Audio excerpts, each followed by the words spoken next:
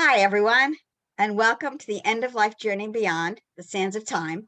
My name is Lisa Strahs-Lorenc, and I'm a bereavement specialist. Hi, Susan. Welcome. Hi, Lisa. So happy to see you after you were away on vacation last week.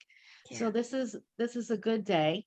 A serious topic, right? yeah, I'm Susan Capurso, end of life doula and legacy specialist.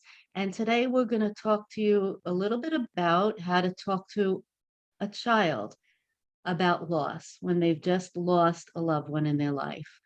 So, when a loved one dies, we don't always expect children to feel the intense and overwhelming feelings I think that we do, because they might not show their grief, but they do have grief and they may show it in different ways. So coping with their loss depends on several things, of course, right? So their age and the maturity play a role, of course, but also in the relationship that they had with that person who's passed away. And a big factor is the support that they receive from the people around them and in their lives.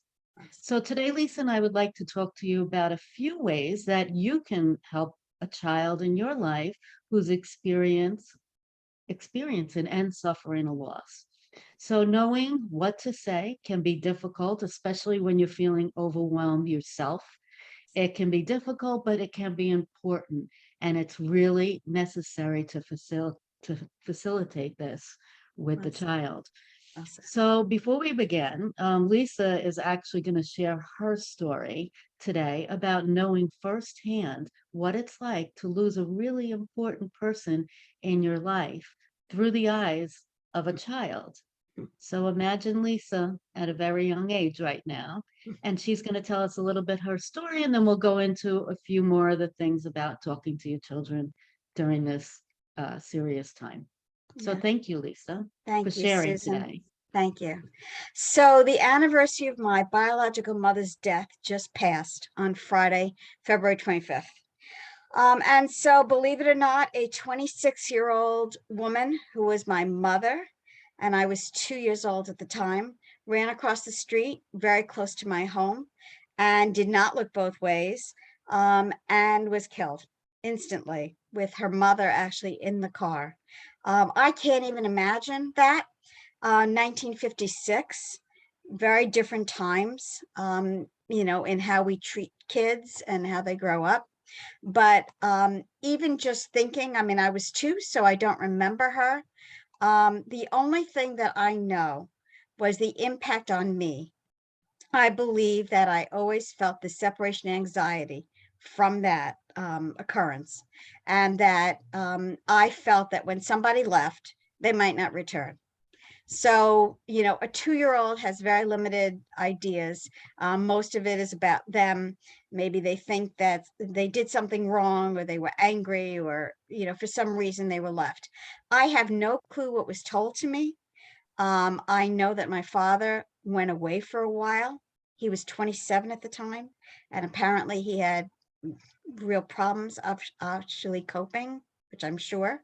And So I know that my aunt and uncle helped me and took care of me for a while. And then I had a sort of like a nanny who took care of us for two years. And then I had a new mom when I was 4. All those circumstances, I'm sure, shaped me and shaped my life.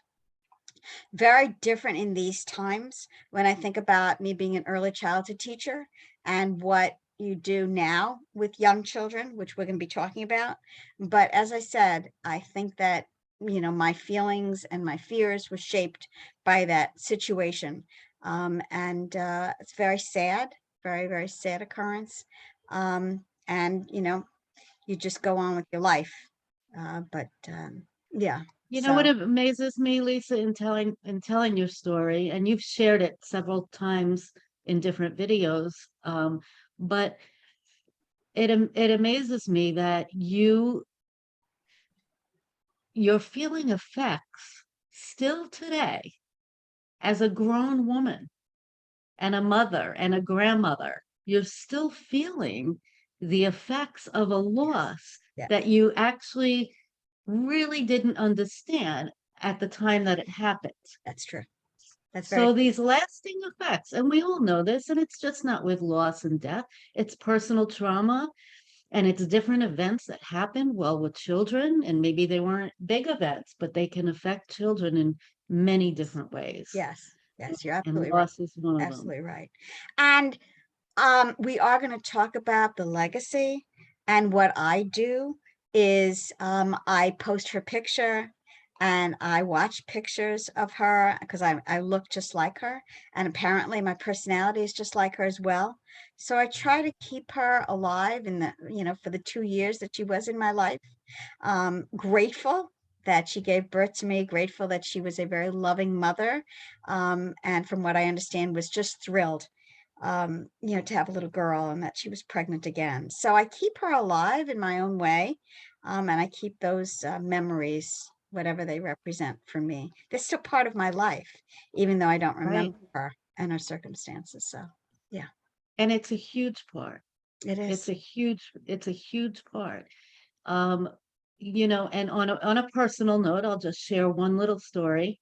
I guess I was about 18 years old, when I started feeling that, I love my grandmother so much. And they were snowbirds. They did 6 months in Florida and 6 months up here on Long Island. And I really didn't, I knew I didn't know as much as I could know about her. And I wanted to know about her past and how she loved living as a child. And she came from Poland. And I Mm, wanted to know more. I was just feeling nostalgic, I guess, at that age. And I sat down and I wrote her like a 4-page letter, mm, and hoping to increase the bond that we already had. mm. She happened to receive the letter on the in the morning, and as she's drinking her cup of coffee and reading my letter, she had a stroke Wow. at the kitchen table and passed away that day. It was very quick. But I have to say, although I have all the good memories of Nana growing up and spending every weekend out at her house, it stuck with me Yeah. that here I was looking to form that connection as a teenager now and wanting it and sending the letter to start the path. And she's gone in a blink of an eye. Yeah. And now that story, it has affected me my whole Sure. life Sure. because I long for that and I wish for that. And I wish I was closer and I wish I knew what she was like as a child. And I wish I knew her stories Mm, more. And I don't. mm, mm. I don't. Yeah. So it was a missing piece. That's all I'm saying. Yes. So Yes. children suffer in ways that we don't even realize, That's true. um, because sometimes they don't show it. They grieve in different ways, Yeah. and sometimes we don't even know it. Or it seems like they're not grieving, but they usually are. They usually are. So we have a few hints and tips here, okay, that maybe you can share with even if it's a niece or a nephew, or a friend's child. These are some tools that maybe you steer your friend to and she could listen to, and any kind of guidance and support will help during Yes, this and let's time. just point out that the age of the child Hmm. determines a lot of what we say or how we treat them and what they can handle.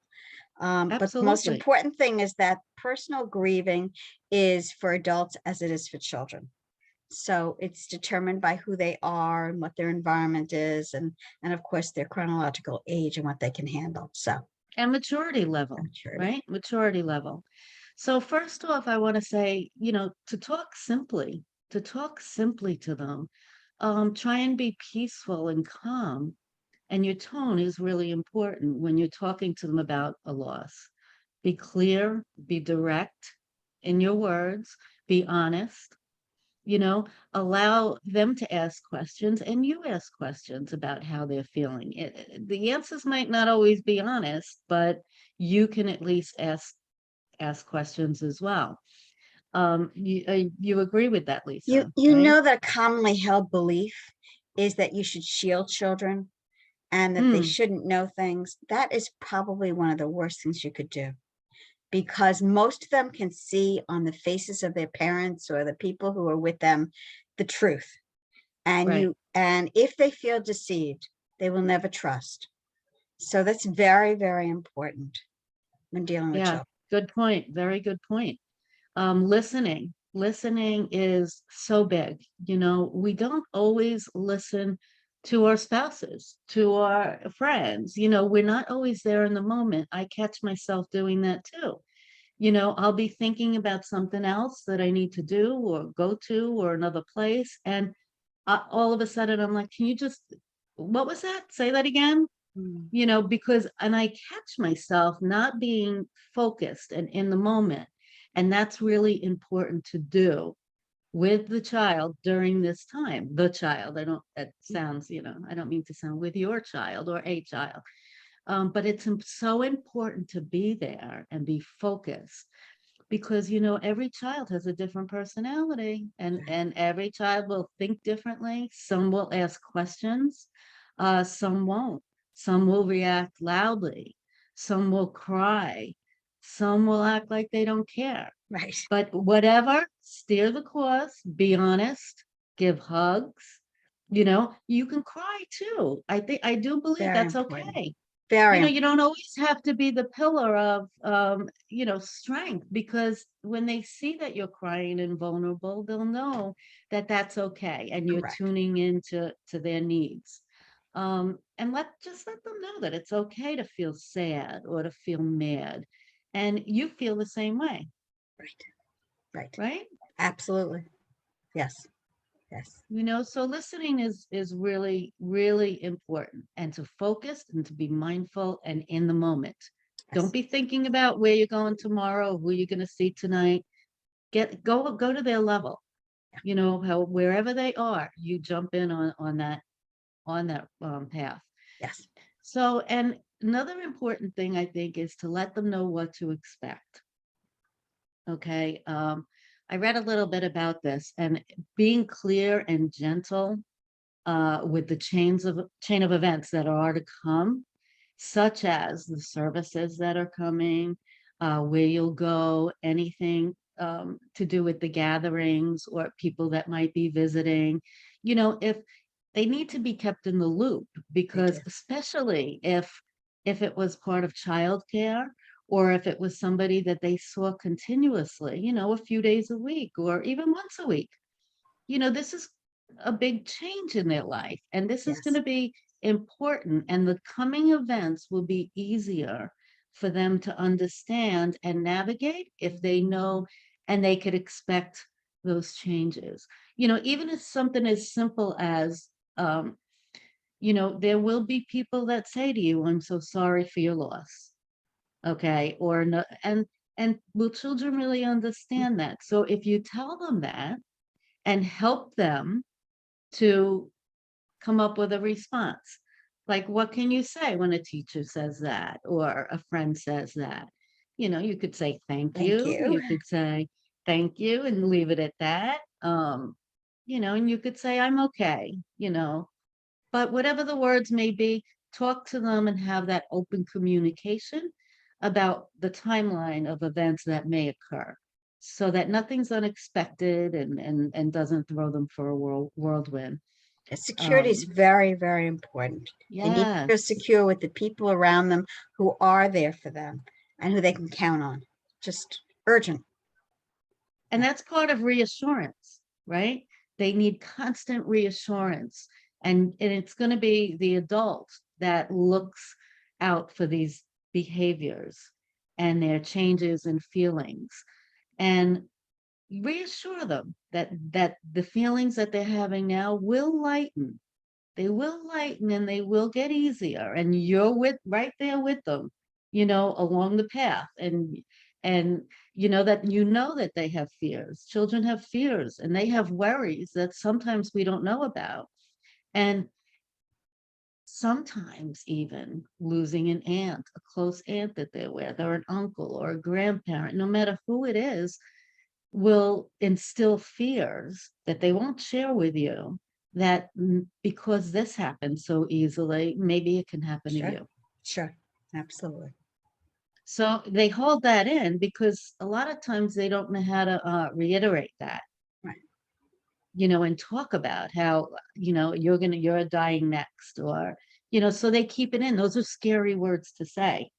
that you're going to die next, and that what am I going to do without you? Although some children will blurt that out, so you have two sides of the coin, and however, whatever your child's personality is. Yeah. But, just be careful and listen and read in between the lines. I think that's really important. You know your child better than anybody else. So if something comes up, address it. Don't avoid it. That's one big thing that sometimes parents will think to avoid the discussion will make it easier, and let's not talk about it. No, And no. it's only going to cause more pain later on. Yeah. Yeah. Right? And being honest, you don't have to know the answers to everything as well. That's right. Don't. And it's okay. To And say, even I don't saying that, know. it's okay. I don't know That's why this right. happened. I don't know, really, because they They say, could, why did this happen? Why did they have to die? Why did, that's just typical of their kids. And we don't have all the answers as adults. right, And they need to know that. We're human. right. Yeah. And to show that you have all the answers and you know it all and you know everything is not always, it's not a good thing. It's not. Children need to see that you're vulnerable, or, Yes. that you can argue once in a while, but then bounce back after apologies are made, and, with all different kinds of things. We're human beings, That's and right. they need to know that. That's right. One thing I believe that everybody should do, and not everybody does, is incorporate projects, right? Or remembrances, Yes. and to get on it right away, because Yes. some of these tools that you use can be therapeutic Yes. and healing. I'm going to give you an Collecting, example. I'm going to give you a really go ahead. example of it. I was an early childhood teacher, and I'm not surprised that I became one, since early childhood has really affected me most in my life. And I had a class. I started with a 4-year-old class, and then what happened was mid-semester, this was in nursery school, a teacher left her 3-year-old class and never returned. Okay, so they come back. Listen to this. They come back after their little midwinter break, and the teacher's not there. Now, the director asked me, would you like to take the class? Because I was a co-teacher. Would you like to take the class? And I said, I would. And she said, you're going to have to deal with the fact that this teacher didn't return. That was a death for these 3-year-olds. The teacher basically had died, had left them and died. And I knew that the only way for them to get through and to move on was to remember her. So I brought in pictures of her because we had taken pictures, together, the classes. And then I had them do little pictures where they would color pictures. Wait a minute, did she really die, or did She she really just did leave? not die. She decided She she didn't didn't want die. she didn't want to teach anymore. And I think it's awful that she did not think about how these 3-year-olds would feel. She just decided she didn't like it. And she left. Okay. She just left them. And so these 23-year-olds were like, what happened to my teacher? And so I did little things, and we did little recordings. I said, if you want to record a message to her, Oh, that was wonderful, because you know what you were doing? You were giving them closure. yes, I They were was. coming full circle a little I was. bit, even I though they was. suffered a loss, That's right. And that was even at their age. 1977. Okay. I was Wow, my first nursery school job. Okay. that's a So, good but story. instinctively, I knew how important it was to preserve that memory and help them feel like they had done something to say goodbye to her. And that's amazing, Lisa. I'm so proud of you about Mm. that, because that's not something that everybody would do. What would they do? They would come in and say, okay, I'm your new teacher, Yeah, and I'm a new erase the teacher, and memory, that's it. That's and right. let's start over. And this That's right. is how the problems begin, That's right. That's right. as young as 3 years old. That's So, right. That's well, right. That was a thanks good for example. sharing that story. Yeah, sure. Yeah, thanks. And there are many things that you could do. You could put a photo collage or a photo book together of them with their grandparents or aunt, uncle, or friend, whoever this is. You can write them a letter and just do it together and talk to them, or sit at the table and assist them or help them, or write a story and help them, and write a story about some of their fun memories, and some of the things they did together. Remember that day when we went to the zoo and elaborate on that and talk about that story, and maybe keep a notebook, right, with ongoing little stories. Even if you were to write the story, Yes. okay, it can only be a page or 2 pages, whatever you want it to be. But then next week, let's do it again. Let's think of another special time that you spent with grandma that you can remember. And guess what? At 18 years old, they're going to have a full notebook Yeah. with the memories from before the time they passed. And what a beautiful thing. Yes. That's a treasure that they'll have with them forever. It is. Knowing your grandparents, like, and I keep referring to grandparents, and it's not Well, always the grandparent. yeah, but Right, the first, you know what? It is oftentimes that the first death that a child experiences is a grandparent, right. besides a pet. You're Okay, you right. got the You're pet right. thing. But like I was 12 when my grandmother died. And don't you think that it's the same cemetery that my mother was buried in? So there Wow. I was confronting the grave of my mother and my grandmother that was next to. Right, Yeah. Yeah. right. So that is You know, often. these things are special, and they will be later on. That's the big thing, and it's going to help them heal in such a way. I mean, these are their roots, Yes. right? This validates their existence in the world. I know I always say that, but it's true. And who they are, and will give them more confidence in the world Yes. when we can implement things in a certain way. And even for younger children, if it means coloring and hanging it on the refrigerator. Yeah. This is for grandma or grandpa, whatever. All these little things can be helpful, Let me also right? just say that play therapy Hmm. is actually a course in some schools, but play therapy really helps children work out issues. And so they can be the characters and they can, move them around or whatever. And they can act out things. Very important as well. People, by the way, do that in Right. hospitals when kids are very sick. And play Yeah, therapy, art therapy, music therapy, all those things really help children. absolutely. Absolutely. And even getting in a car and making it a day trip on a Saturday on a place that grandma used to love to go to all the time. This was her favorite thing. So we're going to go do this today. Making a point of making a special event or occasion is being mindful. And Yes. it's really helping heal and the grieving process. I can't say that enough. Yes. So, and when you do talk and you have conversations in the house, don't dwell on maybe negative experiences or anger or bitterness, or really try and grab the positive experiences and bring it up often. I mean, you could be cooking a meal one day and say, "Oh, I remember when grandma used to tell me," or "I remember when grandpa used to do this." Make bring them into the conversation, into the room. Um, it's so important not to just forget. It's important for you, it's important for them, and it's important for the loved one that's passed, right? So I do that with my grandchildren because they didn't Hmm. know my husband, their grandfather. And I talk Right, all the time about what he used to do or what he used to like or similarities and stuff. And they love that. They enjoy that. right, Yeah. right. And include them in the process. Maybe grandma used to like to cook certain cookies. Okay. Say this Saturday, this Sunday, I really want to make grandma's cookies. Yes. And I've never done it before. Will you help me? Can we do this together? We'll go shop for the ingredients. We'll have it all on a piece of paper and and make a big deal out of it and put some music on. And they're going to remember that memory Right. as honoring grandma, That's right. and doing something special.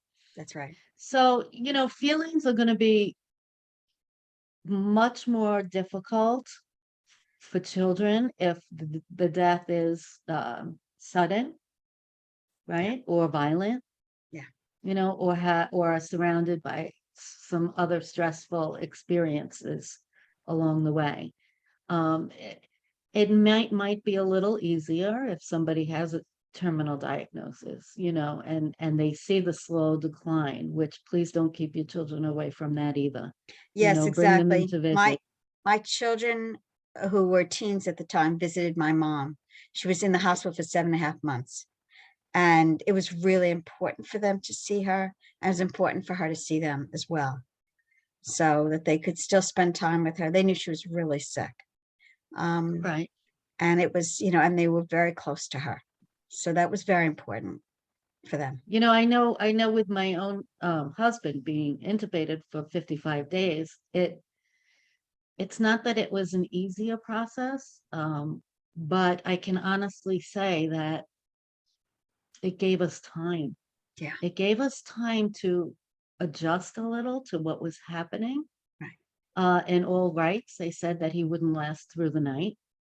So, in hindsight, looking back to that time, I don't think I would have lost that 55 days, because having him go that first night, I think would have been more tragic. 2 days earlier, he was healthy as can be. Yeah. Like my father, who went on vacation and died in the middle of the night in a hotel room of a heart attack. I mean, what a shock for me. Now I was 30, but what a shock for me to get a phone call in the middle of the night like that from Toronto, Canada. Right. However, for him, he didn't want to linger, suffer, or anything. He's talked about that all the time. So for Yeah, him, it was the easier way, of course. if you're going to choose. So, but for Of course. And us, for him, for my husband, it would have been the easier way too. yeah, But I'm talking in perspective of yes, my boys and I. yes, It was easier for us to know that he might not heal, and it gave us time yes, to yes. to heal. So for your children, visiting a grandparent or somebody with a terminal diagnosis, don't be afraid of that. Don't be afraid. It Yeah. will be a part of their grieving and healing process. And they say how important it is to explain things, the tubes, the things that are happening, Yes, because they're going please. to Yes, ask questions about all that. And it's very important that they try to understand, and that you're explaining stuff to them openly, as you right. can. Yeah. And know that the changes in behaviors um, in children during the grieving process can last anywhere from weeks, Yeah. to months. Yeah. But it's also important for you as a parent, or as a guardian or support system. It's important to know that if this extends a little longer than you feel, I'm talking about on behaviors that frighten you, or that this should not be going on still 6 months later or a year later, um, reach out for support. Lisa and I can't even be an advocate of support, because Yes. there is a lot of support out All right. there, There are for children. between individual group and support groups, you can find something for everybody. And books. There's so many books for young children up through teenagers, all kinds of resources and all kinds of sites. Now with the internet, you could just put in, talking to children about death, and all of a sudden, all these resources come popping up. So you're not Right, alone, in that. right, Whereas in right, the right. 50s, there was really probably nothing. For self-learners like you and I are, right, that would be a saving grace. Yeah. Getting some of these books, or listening to some of these audiobooks, because they're so helpful and they'll offer you such valuable education. Unfortunately, I've met a lot of people and know a lot of people who don't pick up a book, who don't Yes. like to read. Yes. If but if one-on-one support is something that you might think might help them, don't Hmm. delay. Hmm. These therapists or counselors or coaches, they're not scary people. No, they're not. They do this full time, and they work with children every day, and they That's right. know the tools and things to help them heal. Yeah. They know. And if you're lost about that, and you don't know how to find somebody that you like or trust, always reach out to Lisa and I, Yeah. and we can help you navigate that journey as well, and help you find the resource that you need. Yes. And of But course, don't be. don't not do it, and Yes. don't not delay, because I've seen too many people. Lisa, you've turned out very healthy from your experience, but I've seen so many people who have not, Yeah. Because they haven't come because to that terms. snowballs. Yeah. They haven't come That's to right. terms. Yeah. That's My right. And it parents snowballs. really spent a long time with me explaining and talking and making sure that that that this was part of my life. And the fact that my biological mother's mother was still alive and my grandfather, especially the mother, we had to figure out too. And that was not an easy situation to deal with, believe me. No, I wanted to note that children's behavior also, of course, in school, teachers will notice it, and other that's right. people, maybe friends and stuff, will notice it as well. So, it's Reach out pretty, to them. yeah, reach out to them. Yeah. Yeah. Ask questions. You always want to know what's going on behind the scenes. And it's up to you to help them grow as healthy and well-adjusted adults. That's part of our jobs. But the So rest of don't our job, sweep it under the rug. you know what, it's got to be really hard. My children were older, okay? But it's got to be really hard. You're dealing with your own grief. You're trying to figure out how you're going to survive. And now you're trying to help the kids. And that's got to be a really difficult situation. And you're not going to be perfect, and don't expect perfection. Just be the best you can be. You're a human being. You're going through your own grief. And I just want people to give themselves a break, because it's Absolutely. very hard. Absolutely. Now, when my husband passed, Lisa, my boys were 18 and 23. So you'd think that they're adults Mhm. and they'll be able to handle this. And sometimes I still wonder, with certain behaviors or thoughts, or, is it due to that loss of their dad? My And I know children that it is. Oh yeah, my children behave very differently, and they have coped very differently with the fact that my husband died. My daughter left. She left before he died, and that's how she dealt with it. And my son stayed with me throughout. And you're talking again, same kind of age, 19 to 22. So same kind of age, but very difficult personalities and very different situations with each of them, and challenging each of them, trying to figure out how to deal with the loss. It's interesting, And it so is especially at that age, Lisa, because, I have suggested it. Would you like to talk to somebody? Maybe just talking would help you vent some of these feelings. As close as I am to them, they don't always want to vent to mom. yeah, I don't sure, think most children, right? sure. And they didn't welcome that opportunity that I was, Well, pointing them everybody's in that different. direction. But Everybody's different. You want to hear a really tough day? The day that okay. my daughter got married. My son Oh, and I, yeah. my son and I walked her down the aisle, and I didn't think I was going to make it. I really didn't. All the planning and stuff was great till we got to that moment.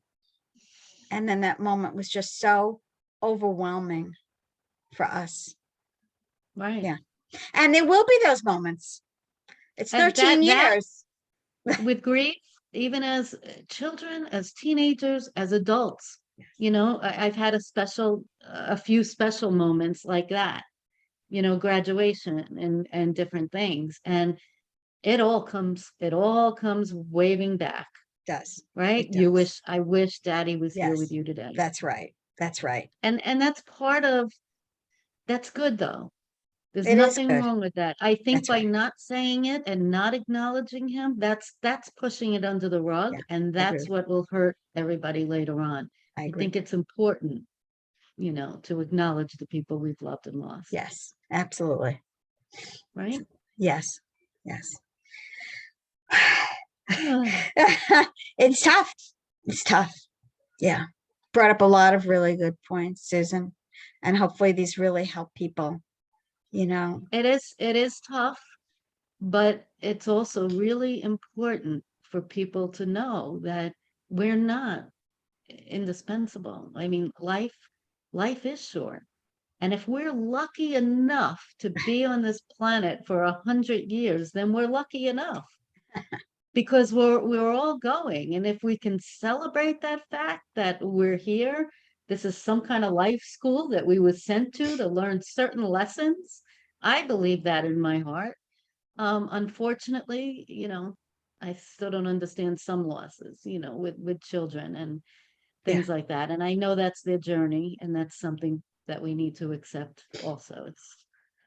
Yeah. Well, that's another video, right? It For is. another It day. is. It's It it's is. heartbreaking. It is heartbreaking. But we hope in some way some of these ideas, have helped you to think maybe outside of the box a little bit, to be more mindful, to read between the lines, and to, really assist a child that's grieving, even though it might not look like they are, Right. Right. Right. right? Yes. Yes. Absolutely. Okay. So Okay. I think we're good. I think we're good. If you have any other questions or need resources, this is a real sensitive topic. It is. And if you do, reach out to either Lisa or I. Our phone numbers are right up there, and we'll be happy to direct you in any direction that you may need. Susan, talk about your legacy books because they're a wonderful resource for people. Yeah, so Remember Me, the Story of My Life is a book filled with prompts that will get you going, get the thought process and your memories rolling. That book is available on Amazon, and it's a good book for you to have on the coffee table in your living room, I always say, because that's something that you'll be filling out, that your grandchildren will be reading one day. Mhm. And it talks lots of unique things I talk about. I think that the first prompt I start out with was, what did your room look like when you were 5 years old? Do you remember the things that were on your walls and your toys that you played with? And even if you filled out one question a night, even if ultimately you had half the book or a quarter of the book filled out, hey, that's more than they would be getting if you didn't do anything otherwise. Right. Coming Full Circle is about 100 tools, tips, and ideas to bring into your life when there is a terminal diagnosis at the end of life. But you can see all this on eastendulacare.com is my website. And and I think you That's saw this week the Healing Garden, Lisa, that I it. put together a product. It's in the final stages. It's just about done and ready to be shipped. Take a look at that. That's on the website as well. The Healing Garden. That's a gift to give to a friend who is grieving and who's having a tough time. It's a therapeutic and healing tool. And don't you So think, I that's just saw, I think in People magazine, this person Mhm. who makes wooden hearts and gives them out to people. Yeah. ah Wooden when I heart. started my journey with the rocks, with my healing garden bowl, Lisa, I had reached out to a gentleman who made the wooden hearts. He's an older gentleman down south, Uh-huh. and they did an article about him. And I would have liked to use the wooden hearts. Mhm. He didn't never got back to me. He's not a big computer person, I was told. Right. So I never did get in touch, but I would have loved to use those. But these are beautiful, white, polished Long Island rocks. Nice. Nice. And that's on Yeah, your website as well. that's right. And Lisa, tell us about your books. So two support books about pancreatic cancer, which raise money for the Les Garten Foundation, which is research for hopefully the eventual cure and early detection of this fatal disease. That's what my husband died of.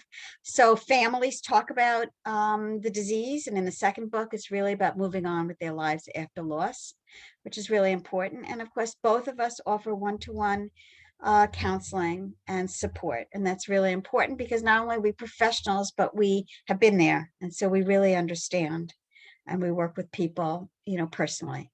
So we have those services. If you like this video today, also like and share, with other friends and And family subscribe. members, So this way, when we're and getting our subscribe. next Yeah. one. Yeah, Yeah. I mean, the only reason we do these videos is for education and value in that's right. some small way when we talk about the end of life milestone. So That's thank you right. for joining us today. Yes, thank you. And Lisa, have a great week, You and I'll too, see you Susan. next week.